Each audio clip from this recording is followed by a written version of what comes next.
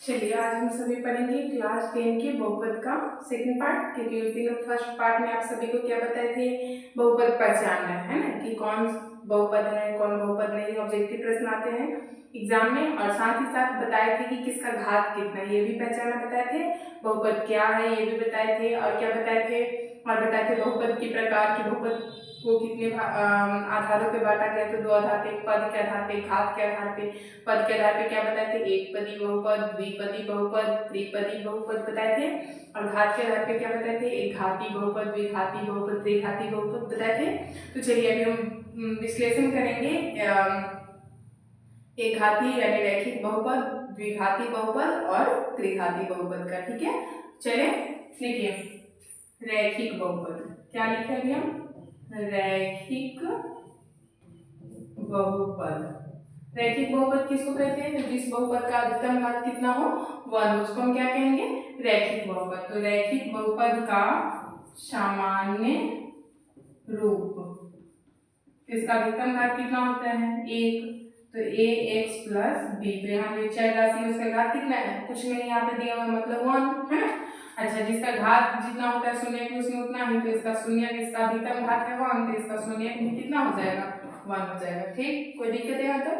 चलिए अब यहाँ पे एक ही घात है तो इसमें गुणनफल और योगफल की कोई चर्चा ही नहीं है। ठीक है, तब चलते हैं द्विघात बहुपद में। किसमें चलेंगे, द्विघात बहुपद है ना। द्विघात बहुपद का सामान्य रूप, नाम से स्पष्ट है, जिसका अधिकतम घात कितना हो 2 हो, है ना। तो यहाँ पे क्या हो जाएगा, ax² प्लस bx, सॉरी ठीक है, ax² plus bx plus c।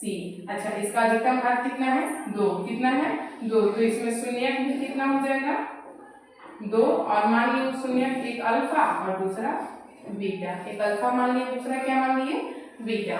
अब देखिए अब यहाँ समझने की चीज है, इसका जो हम सामान्य रूप लिखे थोड़ा सा इसको समझते हैं गहनता से। यहाँ जो हम लिखे a, अगर कोई पूछे कि द्विघात बहुपद में a क्या होता है, तो a क्या है, तो x² का गुणन। अच्छा, वही कोई पूछे b क्या है, तो x का गुणन, और c क्या है, तो अचर पद।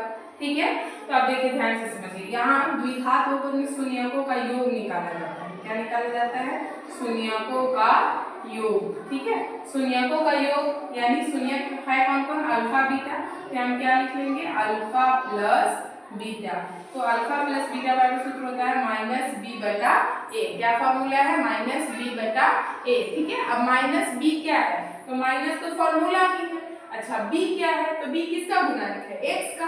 तो यहाँ पे क्या लिख देंगे, माइनस एक्स का गुणांक, अब बटा में ए, तो ए किसका गुणक है, तो x² का गुणक। कोई दिक्कत, आसानी से समझ में आया। चलिए आगे, आगे देखिए आगे क्या है। अब आगे योग हो गया, आप क्या निकालेंगे, गुणनफल, शून्यकों का गुणनफल। ठीक, शून्यकों का गुणनफल क्या होता है, अल्फा इंटू बीटा बराबर क्या फॉर्मूला है, तो c बटा ए। याद रख लीजिए, अल्फा इंटू बीटा बराबर क्या होता है, c बटा ए। c क्या है, तो अभी आप लोग देखिए c क्या है, तो अचर पद, अभी बताए ना c क्या है, अचर पद। c क्या है, अचर पद, और a क्या है, तो x² का गुणांक। a क्या है, x² का गुणांक।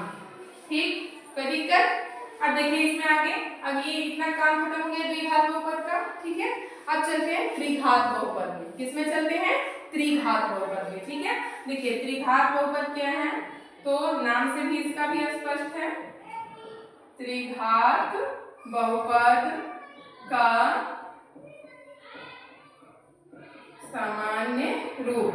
देखिए त्रिघात बहुपद, जिस बहुपद का अधिकतम घात कितना हो 3 हो, अधिकतम घात कितना हो 3 हो, उसको हम कौन बहुपद कहेंगे, त्रिघाती बहुपद। ठीक, यहाँ लिखते हैं त्रिघाती बहुपद का सामान्य रूप क्या हो जाएगा, ax³ plus bx² plus cx plus d। अच्छा, इसका अधिकतम घात कितना है 3, तो इसमें शून्य भी कितना होगा 3, यहाँ लिख लिए शून्य का एगो 3 हो। अच्छा, शून्य मान लीजिए अपने मान से, एगो अल्फा एगो बीटा एगो गामा, कोई दिक्कत, अल्फा बीटा और गामा। ठीक, चलिए आगे। अब देखिए इसमें हम क्या निकालेंगे, शून्यकों का योग, है ना। तो सुनिए कि यहाँ है कौन कौन, तो अल्फा है, बीटा है और गामा, तीनों को जोड़ के सूत्र होता है -b/a।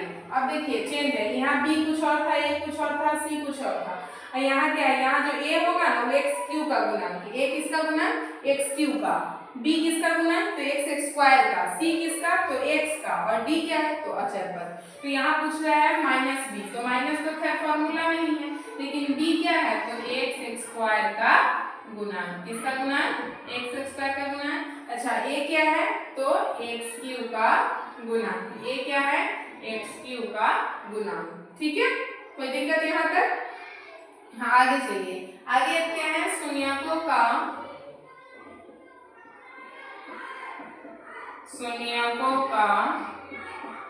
गुणनफल, शून्यकों का गुणनफल। शून्य कौन कौन है, अल्फा, बीटा और गामा। इसका सूत्र आता है -d/a। इसमें d कौन है, देखिए तो d द्विघात वाले में, तो अचर पर, तो माइनस का फॉर्मूला क्या है, तो माइनस लिख दिए, अचर पर और बटा में a किसका गुणन, तो x³ का गुणन। ठीक, अब देखेंगे आगे, आगे क्या है, 2 2 करके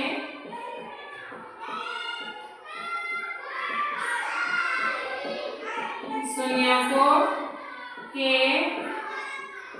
गुणनफलों का योग। अब दो को गुना करके तब जोड़ना है, तो दो को गुना करके जोड़ने का मतलब क्या होगा, यानी अल्फा बीटा, यानी अल्फा गुने बीटा हुआ, तब जोड़ दिए, फिर बीटा गुने गामा, तब जोड़ दिए, फिर गामा गुने अल्फा। कोई दिक्कत? इसका सूत्र आता है c/a। अब देखिए इसमें c कौन है, तो x का गुणन, और a क्या है, तो x³ का गुणन। हम लिख देंगे x का गुणन और बटा में x³ का गुणन।